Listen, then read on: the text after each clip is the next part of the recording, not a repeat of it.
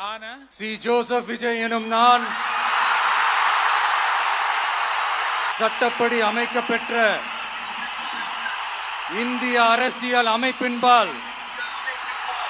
உண்மையான நம்பிக்கையும் மாறா பற்றும் கொண்டிருப்பேன் என்றும் இந்திய நாட்டின் ஒப்பில்லாத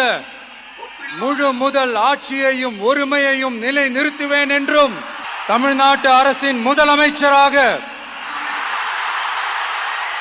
உண்மையாகவும் உளச்சான்றின்படியும்